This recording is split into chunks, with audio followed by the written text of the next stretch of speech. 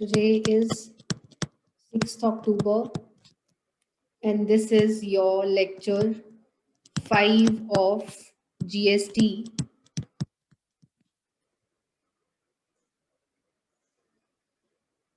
आज हमें new chapter start करना है, दैट इज चैप्टर 2. चैप्टर 1 हमारा फिनिश हो गया है.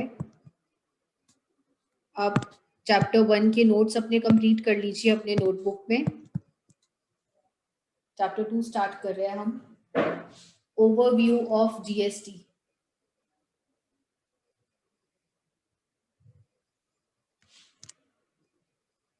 सबसे पहले तो जीएसटी क्या है, हमने इसकी डेफिनेशन करनी है. GST is goods and service tax. ये ऐसा टैक्स है जो गुड्स के ऊपर भी लगता है और सर्विसेज के ऊपर भी लगता है.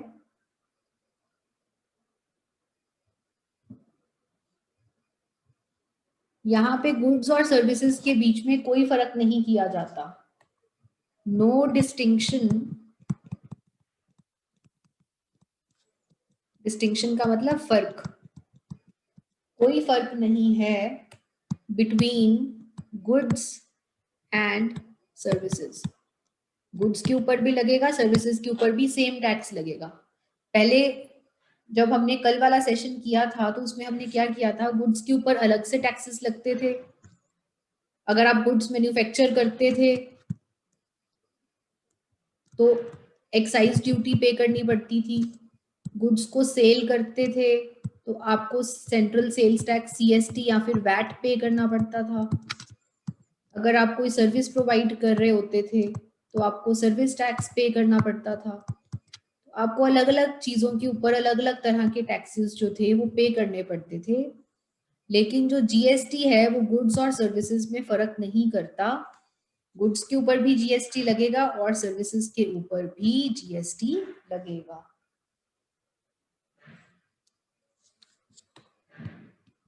GST has substituted. What is substituted? Substitute का मतलब होता है किसी का स्थान लेना. किसी का स्थान लेना. जो जीएसटी है उसने किसका स्थान ले लिया है? जितने भी इनडायरेक्ट टैक्सेस थे, जितने भी इनडायरेक्ट टैक्सेस थे जैसे excise duty, CST, VAT, service tax, इन सब का स्थान अब किसने ले लिया है? जीएसटी. अब इन सब की जगह एक ही टैक्स लगता है, दैट इज जीएसटी. और ये सिंगल टैक्स है जो कि लागू होता है एट ऑल स्टेजेस. अब स्टेजेस कौन सी हैं? मैन्युफैक्चरर से लेकर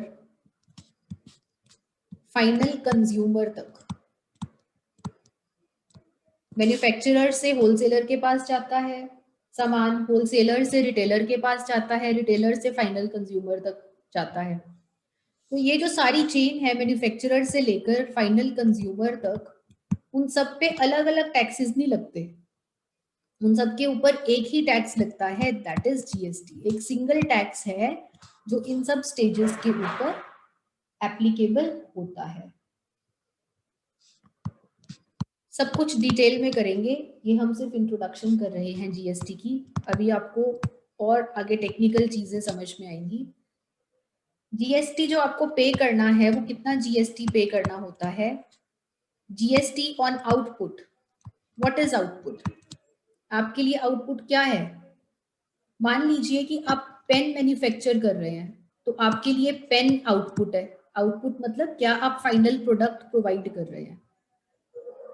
मान लीजिए कि आपका एक ब्यूटी पार्लर है तो ब्यूटी पार्लर के केस में आउटपुट क्या है? What is your output? Output is service. जो आप लोगों को सर्विस प्रोवाइड कर रहे हो वो आपका आउटपुट है. तो जो भी आप गुड्स या सर्विसेज प्रोवाइड कर रहे हो उसके ऊपर जितना भी जीएसटी बनता है वो आपको सरकार को पे करना है. ये जीएसटी आपने किससे कलेक्ट कर रखा होगा? आपने अपने कस्टमर से, जिसको आपने ये गुड्स बेचे होंगे. बेटा 2 मिनट के लिए वेट करना। हेलो, हाँ जी आंटी। अच्छा aunty,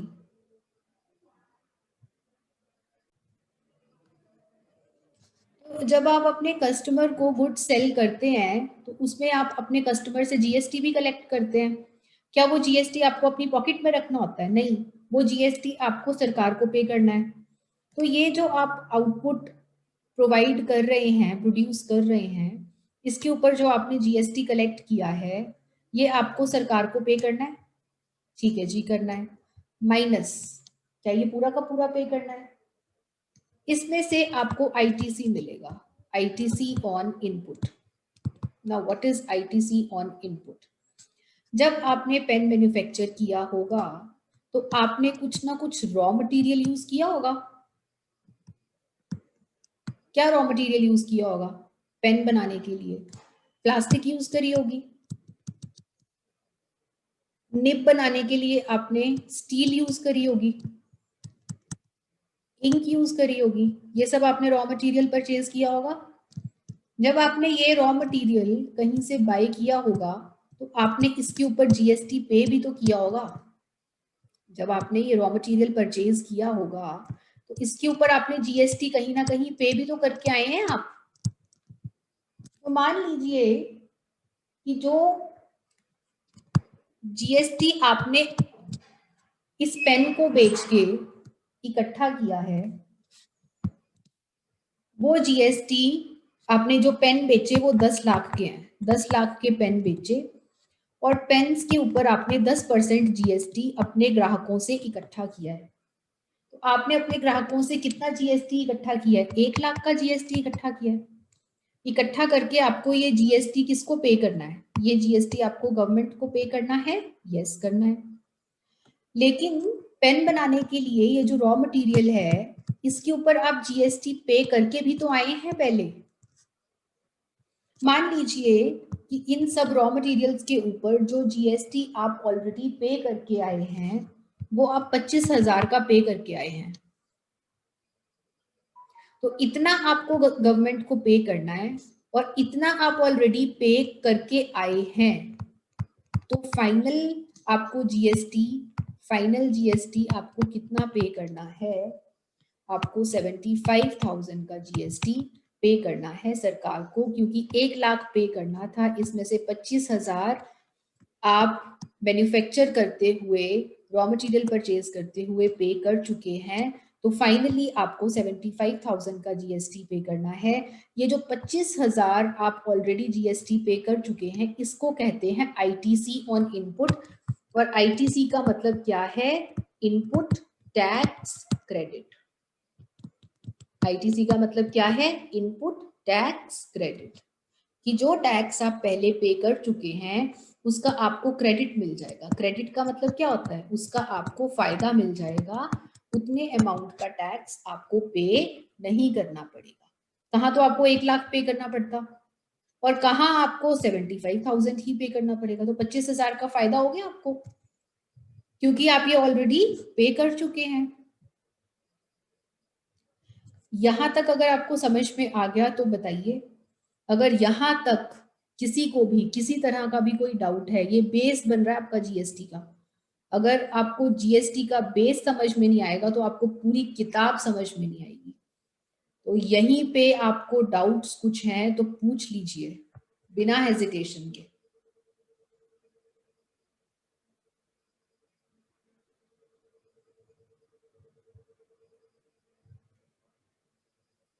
all clear? All ma'am, clear? हाँ जी। आईटीसी ऑन इनपुट वाला दोबारा बताना। आईटीसी ऑन इनपुट वाला दोबारा एक्सप्लेन कर देते हैं जी। और बताइए।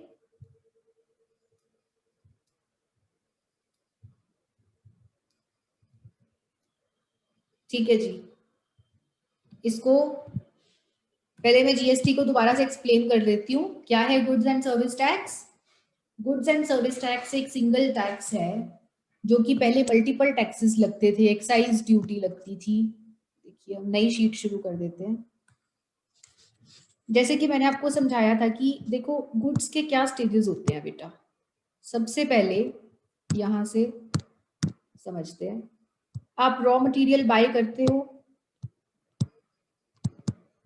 रॉ मटेरियल बाय करके आप गुड्स को मैन्युफैक्चर करते हैं। गुड्स को मैन्युफैक्चर करने के बाद आप इसको होलसेलर को सेल करते हैं। होलसेलर छोटे छोटे दुकानदारों को सेल करता है और ये दुकानदार आगे जो फाइनल कंज्यूमर है उसको सेल करता है प्रोडक्ट। हम बात करते हैं पेन की। आप मैन्युफैक्चर कर रहे हैं पेन। पेन मैन्युफैक्चर करने के लिए जो रॉ मटेरियल आप यूज कर रहे हैं वो है प्लास्टिक। किससे मिलना है बच्चे आपको? हाँ जी,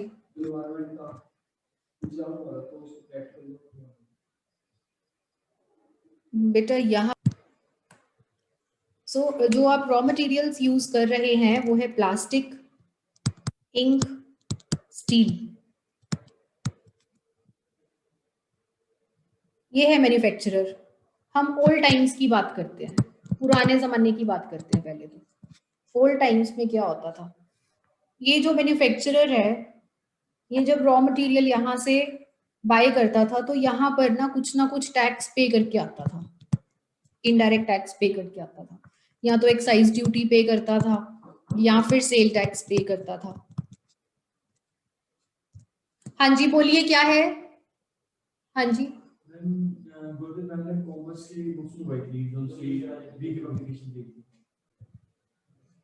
एक्साइज ड्यूटी पे करता था या फिर सेल टैक्स पे करके आता था। अब ये जो मैन्युफैक्चरर है ये गुड्स मैन्युफैक्चर, इसने पेन मैन्युफैक्चर कर दिए। पेन मैन्युफैक्चर करके जब ये होलसेलर को सेल करता था, ये मैन्युफैक्चरर सबसे पहले तो गवर्नमेंट के खाते में एक्साइज ड्यूटी डिपॉजिट करवाता था। क्यों एक्साइज ड्यूटी डिपॉजिट करवाता था? क्योंकि मैन्युफैक्चर कर रहा है ना, और मैन्युफैक्चरिंग के ऊपर क्या लगती है? एक्साइज ड्यूटी लगती है। और जब ये मैन्युफैक्चरर आगे होलसेलर को सेल करता था गुड्स, एक्साइज ड्यूटी के साथ साथ ये सेंट्रल सेल्स टैक्स भी जमा करवाता था या फिर वैट जमा करवाता था। अगर बाहर वाली स्टेट में भेजता था, तो सीएसटी जमा करवाता था, और अगर with in the same state बेचता था तो वैट जमा करवाता था। ये हम डिस्कस कर चुके हैं पिछले सेशन में, सीएसटी और वैट का। उसके बाद ये जो होलसेलर रिटेलर को सेल करता था, अगेन यहाँ पे फिर से वैट या फिर सीएसटी पे करना पड़ता था। रिटेलर पे करता था होलसेलर को, फिर ये जो फाइनल कंज्यूमर है ये वैट या सीएसटी कलेक्ट करता, पे करता था रिटेलर को।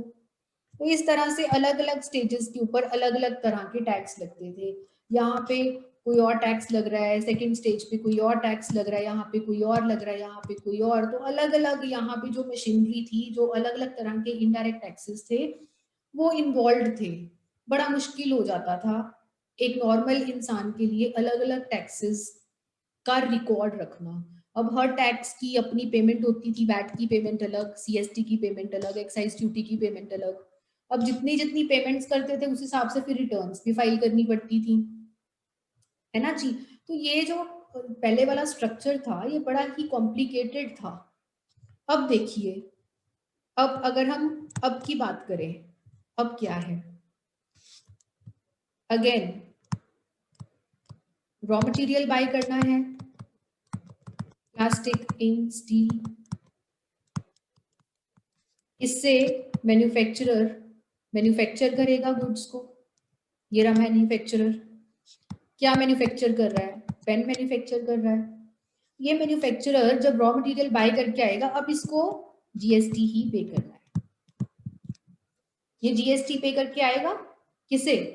ये जीएसटी पे करके आएगा जिससे इसने रॉ मटेरियल खरीदा है उसको। ये मैन्युफैक्चरर आगे होलसेलर को सामान सेल कर देगा, पेन सेल कर देगा। यहाँ पे अब एक्साइज ड्यूटी खत्म हो गई, कोई एक्साइज ड्यूटी नहीं पे करनी।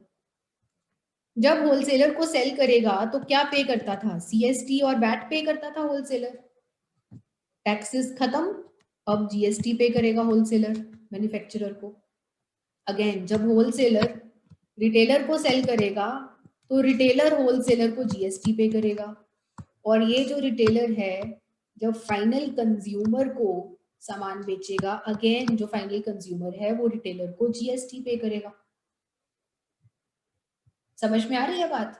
तो कहने का मतलब क्या है कि पहले जो इतने सारे टैक्सेस थे अब वो सब खत्म हो गए, अब सिर्फ एक सिंगल लेवी हो रहा है। What is single levy? Single tax कौन सा लग रहा है अब जो सिंगल टैक्स लग रहा है दैट इज जीएसटी। कोई भी स्टेज लगा लो, पहले हर स्टेज के ऊपर अलग अलग तरह के टैक्स लगते थे, अब हर स्टेज के ऊपर, एवरी स्टेज के ऊपर सिर्फ एक टैक्स लग रहा है दैट इज जीएसटी। अब सिस्टम चलेगा कैसे? ये रहा मैन्युफैक्चरर। मैन्युफैक्चरर ने होलसेलर को जब सेल किया तो होलसेलर ने मैन्युफैक्चरर को जीएसटी पे किया। कितना जीएसटी पे किया? 1,00,000। 1,00,000 जीएसटी पे किया।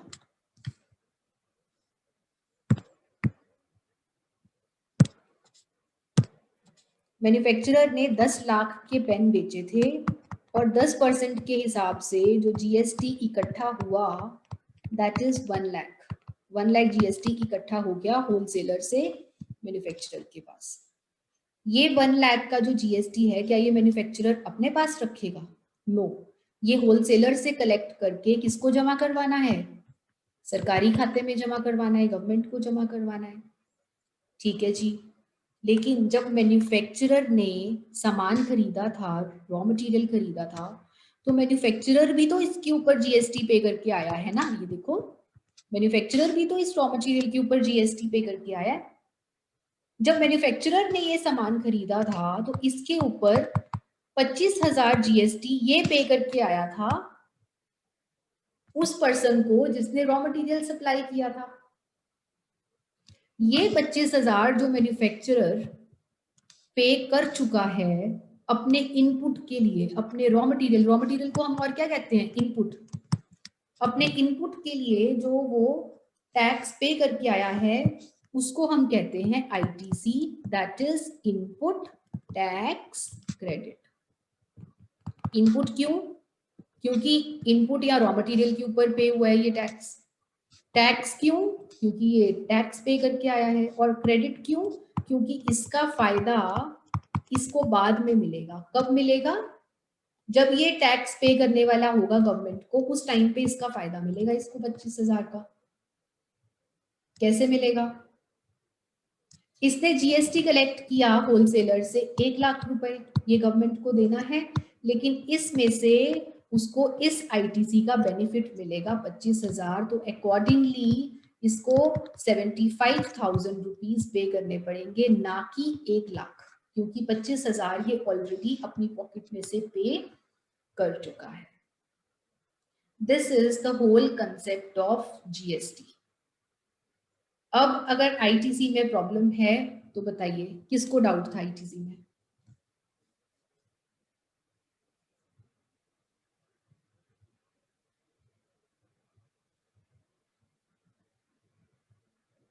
हाँ जी, कोई प्रॉब्लम नहीं है?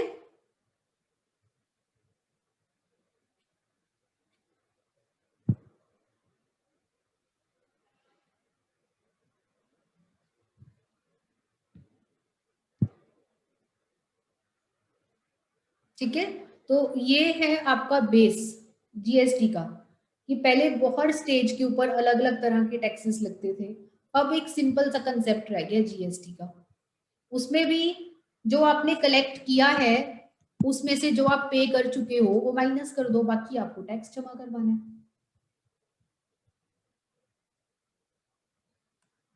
तो ये तो था जीएसटी का सिंपल मीनिंग। अब हमें स्टार्ट करने हैं एलिमेंट्स ऑफ जीएसटी। तो जीएसटी के क्या तत्व हैं? क्या क्या तत्व हैं? First is comprehensive tax levy. Comprehensive मतलब विस्तृत टैक्स लेवी। कहने का मतलब क्या है कि एक ही सिंगल टैक्स गुड्स के ऊपर भी लगेगा और सर्विसेज के ऊपर भी लगेगा। एक ही सिंगल टैक्स मैन्युफैक्चरर से लेकर मैन्युफैक्चरर जब आगे सेल करेगा होलसेलर को या रिटेलर को, और ये होलसेलर या रिटेलर जब सेल करेगा फाइनल कंज्यूमर को,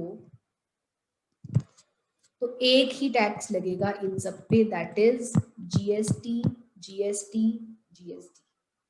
इसीलिए इसको विस्तृत बोला जाता है कि स्टार्टिंग से लेके एंड तक सिर्फ एक ही तरह का टैक्स लागू होना शुरू हो गया है। Second, substitute all indirect taxes. सभी इनडायरेक्ट टैक्सेस का स्थान अब एक ही टैक्स ने ले लिया है, दैट इज जीएसटी। और कौन कौन से इनडायरेक्ट टैक्सेस का स्थान लिया है? एक्साइज ड्यूटी जो कि मैन्युफैक्चर पे लगती थी, सेंट्रल सेल्स टैक्स जो कि इंटरस्टेट सेल पर लगता था, वैट जो कि इंट्रास्टेट सेल पर लगता था, सर्विस टैक्स जो कि सर्विसेज के ऊपर लगता था, कस्टम्स ड्यूटी जो कि एक्सपोर्ट इंपोर्ट पे लगती थी। इन सब इनडायरेक्ट टैक्सेस की जगह अब किसने ले ली है? इन सब इनडायरेक्ट टैक्सेस की जगह अब किसने ले ली है बच्चे? जीएसटी ने ले ली है। ये इसका एक एलिमेंट है। Third is single tax on all stages. Stage चाहे कोई भी हो, क्या स्टेजेस होती हैं एक चेन में? मैन्युफैक्चरर होलसेलर को सेल करता है, होलसेलर रिटेलर को सेल करता है, रिटेलर कंज्यूमर को सेल करता है, और इन सब के ऊपर पहले यहाँ पे एक्साइज ड्यूटी लगती थी या सीएसटी लगता था, ये नहीं लगेगा, जीएसटी लगेगा। होलसेलर रिटेलर को सेल करता था तो वैट लगता था या सीएसटी लगता था, ये नहीं लगेगा, अब जीएसटी लगेगा। रिटेलर कंज्यूमर को सेल करता था तो वैट लगता था या सीएसटी लगता था, अब नहीं लगेगा, अब जीएसटी लगेगा। तो अब एक ही टैक्स जो है वो सारे स्टेजेस के ऊपर एप्लीकेबल रहता है।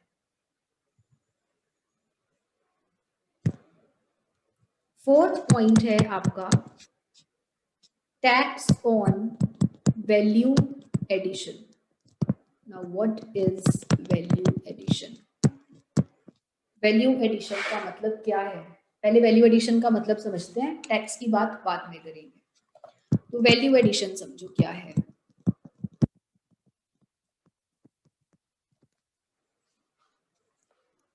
देखिए, ये जो मैन्युफैक्चरर है, ये जब पेन बनाया इसने और होलसेलर को सेल किया,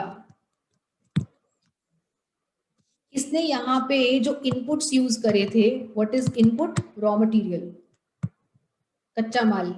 तो कच्चा माल इसने यूज किया था, वो किया था, अगर हम पर यूनिट की बात करें, सिंगल यूनिट की बात करें, एक पेन बनाने की बात करें, एक पेन के ऊपर जो रॉ मटेरियल की कॉस्ट थी वो 2 रुपए की थी। मैन्युफैक्चरर ने इस 2 रुपए के इनपुट पे 2 रुपए के इनपुट पे अपने खर्चे भी जोड़े। एक तो ये खर्चा हो गया रॉ मटेरियल का, बिजली का खर्चा, सैलरी का खर्चा, लेबर का खर्चा, फलाना खर्चा, एटसेट्रा एटसेट्रा, सारे खर्चे मिलाकर उसका जो एक पेन बनाने का खर्चा पड़ा, दैट इज ₹3। ठीक है जी। और इसमें उसने क्या किया? अपना 1 रुपए का मुनाफा जोड़ दिया। ये तो प्रॉफिट हो गया, ये रॉ मटेरियल, ये अदर कॉस्ट्स, बाकी खर्चे। तो मैन्युफैक्चरर ने 5 रुपए का ये प्रोडक्ट बना के होलसेलर को सेल कर दिया। इस 2 रुपए के इनपुट में उसने वैल्यू एडिशन कितनी करी बेटा? क्या वैल्यू एडिशन है? कितने की वैल्यू और ऐड करी है इस 2 रुपए में, और क्या ऐड किया है? 4 रुपए, दिस इज 6, 4 रुपए ऐड करें